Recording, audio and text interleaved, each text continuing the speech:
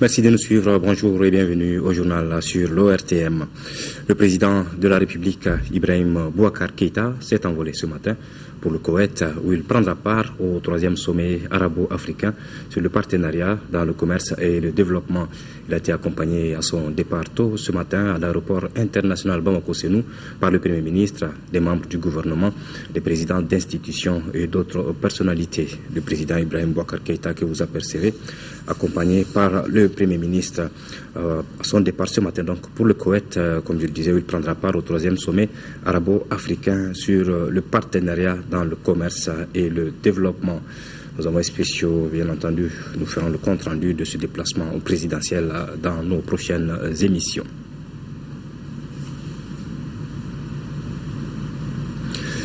Au cours de sa visite dans notre pays, le ministre français de l'Intérieur, Manuel Valls, a été reçu en audience par le président de la République. Avec Ibrahim Boubacar Keïta, il a été question, comme on pouvait s'y attendre, de la situation politique et sécuritaire du Mali. La France, selon son ministre, est mobilisée aux côtés de notre pays pour gagner le combat contre le terrorisme. Autre moment fort de cette audience, Manuel Valls a été fait commandeur de l'ordre national. Bourama Traoré. Tournée ouest-africaine du ministre français de l'Intérieur, un fil conducteur, la lutte contre le terrorisme. Point d'orgue de l'étape malienne, la rencontre entre le président de la République Ibrahim Boubacar Keïta et Manuel Valls.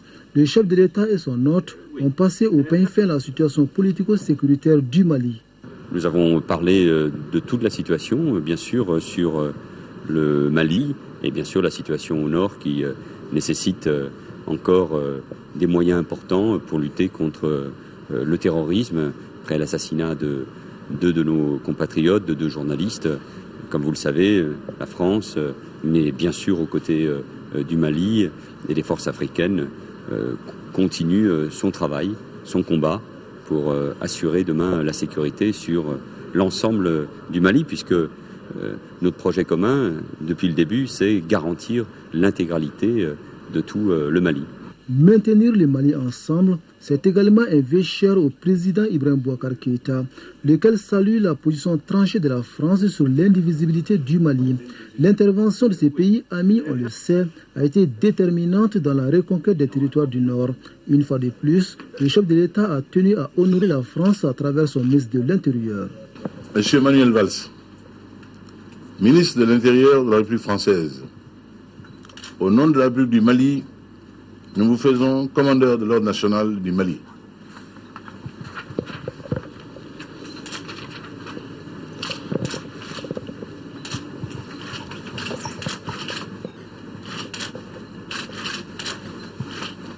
Merci. Je t'en prie. Je sais que c'est très important. C'est amplement mérité. J'étais très ému d'abord parce que c'est une surprise.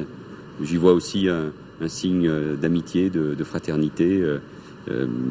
Moi, j'aime ce pays, l'Afrique en général, bien sûr, où j'y compte beaucoup d'amis, beaucoup de liens, mais au Mali, ces liens qui existent entre ma ville, Évry, Bamako et Ekaï, mais d'une manière plus générale, les liens exceptionnels que j'ai avec le président Ibeka. Avant de quitter Koulouba, Manuel Valls et Ibrahim Boubacar Keïta ont fait le tour du palais présidentiel.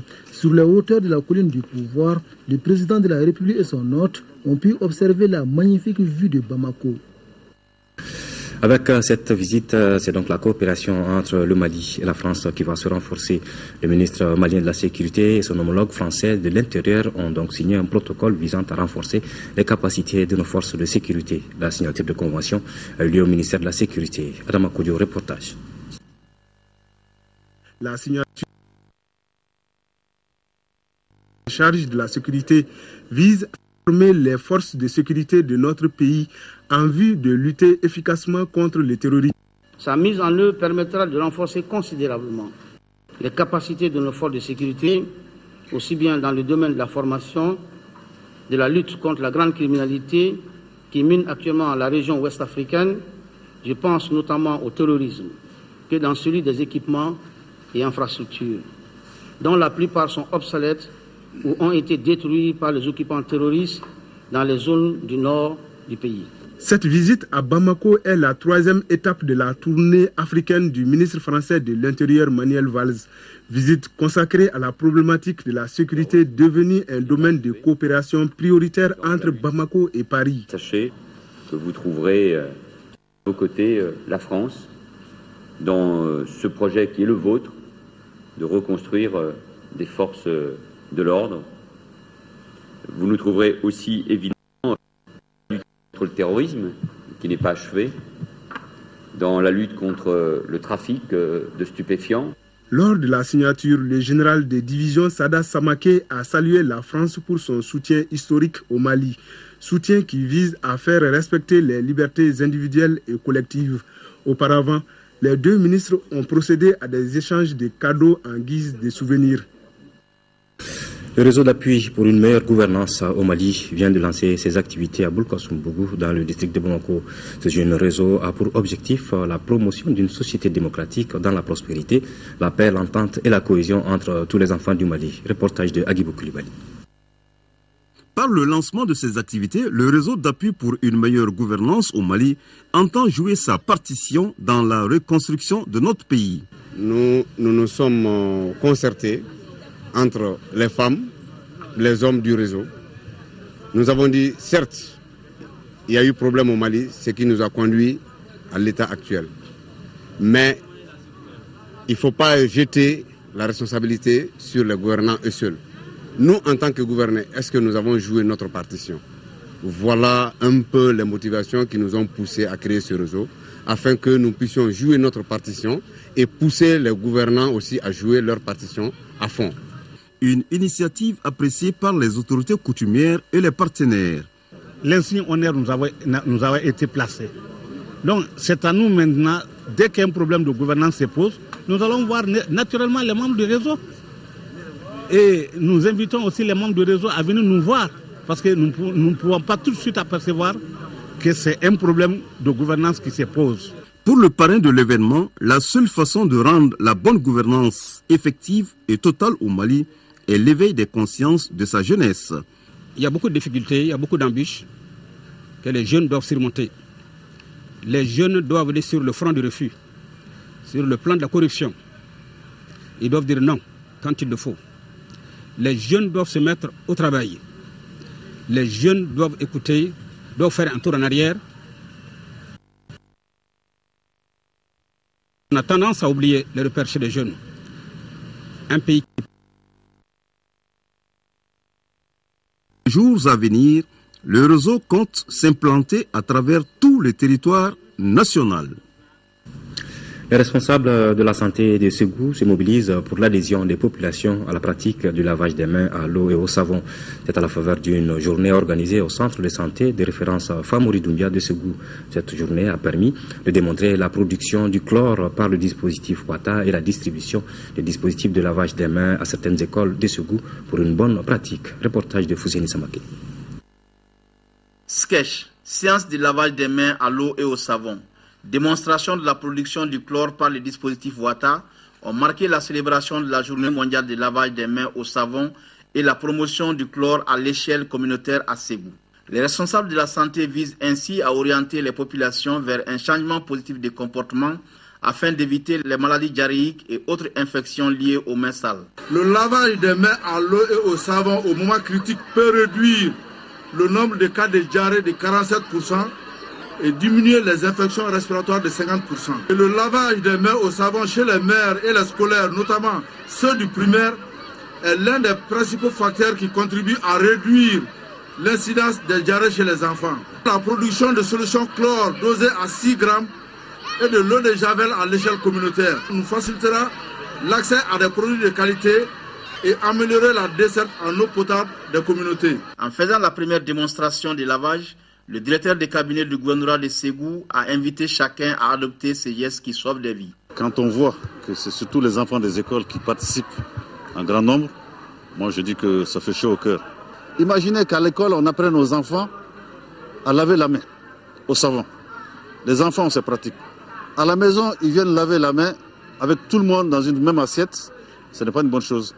Autant on fait cette vulgarisation au niveau des écoles, autant il faut que dans les familles on change aussi de comportement. parce que les deux vont ensemble. Un autre temps fort de cette journée au centre de référence Famori Doumbia de Ségou a été la distribution des dispositifs de lavage des mains à certaines écoles de la capitale des Balanzans. Pour les législatives à venir, 80 députés de l'actuelle Assemblée nationale ne reprennent pas service, soit parce qu'ils n'ont pas été retenus par leur parti, soit parce qu'ils ont décidé eux-mêmes de ne plus rempiler. C'est le cas de l'actuel président par intérim de l'Assemblée, Younousi Touré, ce qui conduit à penser que l'on s'achemine vers un renouvellement des membres de cette institution. Comment peut-on analyser cette situation? Réponse avec Omar Moussa Traoré. Le vent du changement dont les Maliens avaient déjà donné le temps en élisant Ibrahim Boubacar Keïta à plus de 77% des suffrages est sûrement en train de souffler sur les législatives du 24 novembre prochain. Ce sont environ 80 élus nationaux de la présente législature qui n'ont pas été retenus par leur parti pour briguer les suffrages des Maliens. Une sorte de sursis est accordée aux 67 autres. Les élections législatives sont quand même des élections de proximité et que tous les partis généralement laissent aux structures locales le soin de choisir les candidats aux élections législatives. Il appartient à chaque structure, en fonction des contingences locales, de choisir ses candidats. Donc c'est ce qui peut amener cette explication. Il y a aussi l'usure du pouvoir qui fait qu'au Mali, généralement, au bout de 2 mandats, les gens commencent à vouloir exiger de changer de candidat. Ça aussi, ce sont nos contingences locales, quoi. Cette volonté de changement chez nos compatriotes était perceptible dès les premières heures du coup d'État du 22 mars 2012. Une catégorie des Maliens avait accueilli le putsch avec enthousiasme, moins par sympathie pour le changement des pouvoirs par la force que par défiance à l'égard des hommes politiques. Même la majorité silencieuse avait été désabusée par la chose politique. Cette situation n'est sans doute pas étrangère à la tournure prise par les tractations lors des primaires au niveau des partis politiques. Ces derniers, ayant pris conscience de cette défiance des électeurs, se sont engagés dans des alliances souvent contre nature. Des alliances qui se sont souvent nouées au détriment du projet de société et de l'idéologie de certains partis. On dit que la circonscription électorale pour l'élection des députés, c'est le cercle.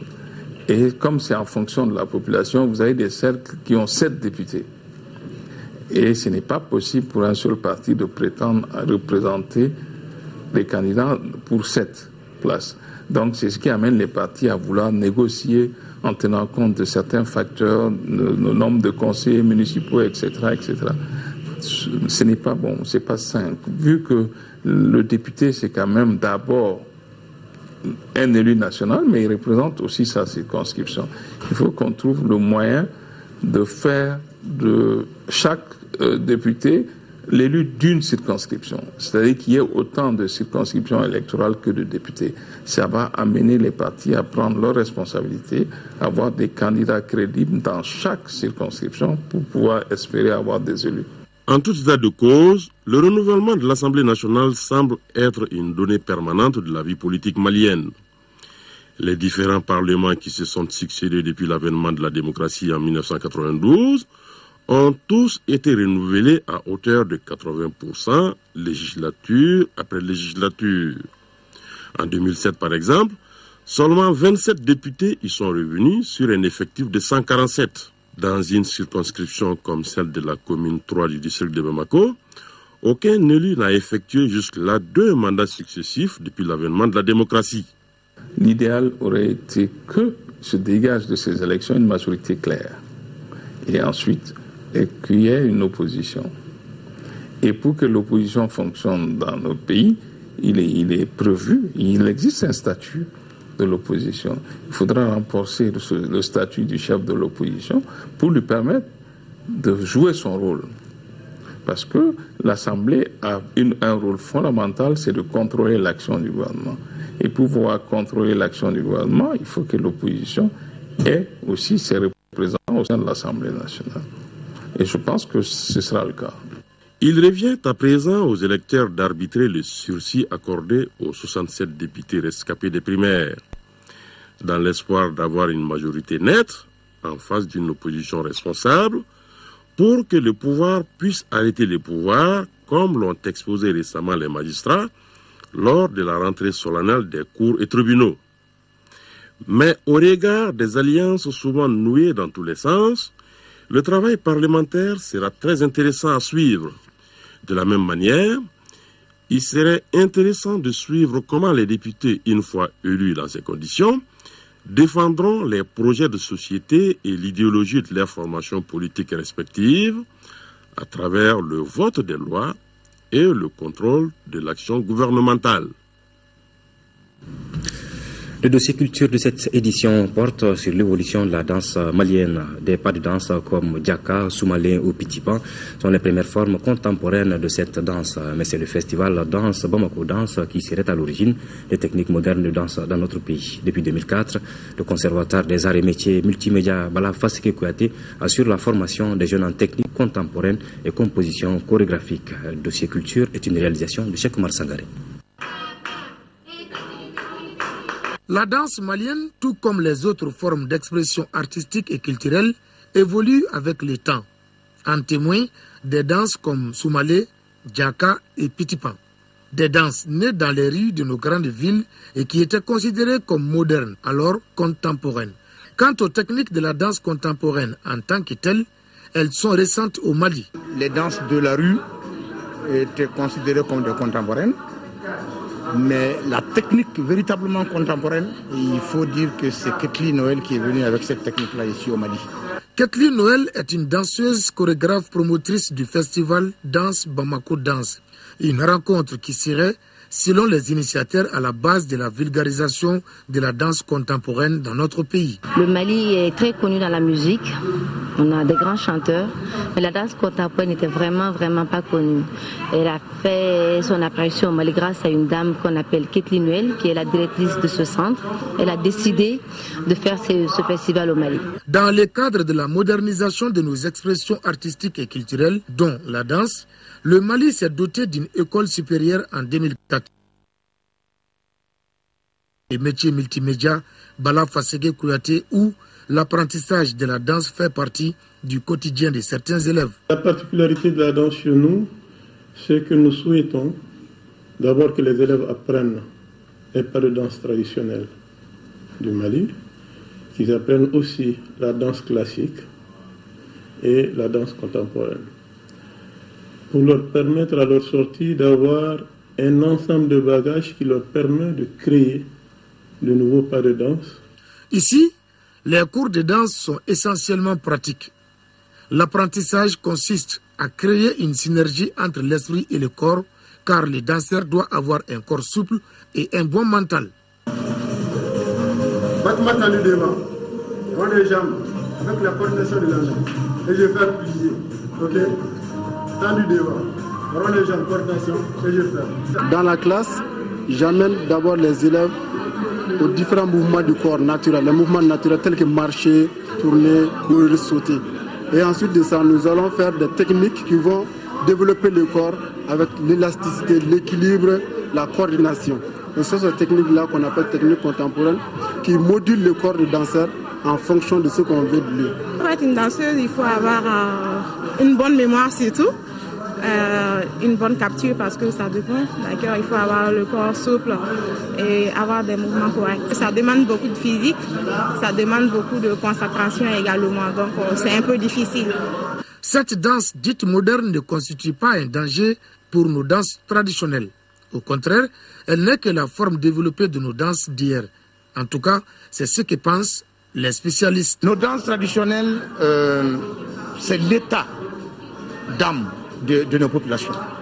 Mais dans cet état d'âme, il va falloir ajouter des choses qui permettent un développement beaucoup plus harmonieux de nos danses. Surtout que nos danses traditionnelles ne se retrouvent pas comme elles étaient il y a 20 ans, il y a 30 ans. Si on veut dire tout simplement, Bambara, la danse contemporaine, c'est la danse d'aujourd'hui. Dis donc, c'est tout. Aujourd'hui, plusieurs centres et projets de promotion de danse existent à travers notre pays, ce qui devrait favoriser le développement de la danse, qui serait la première née des formes d'art sur Terre. Voilà, c'est la fin de cette édition. Merci de l'avoir suivi et bonne suite des programmes sur votre télévision nationale.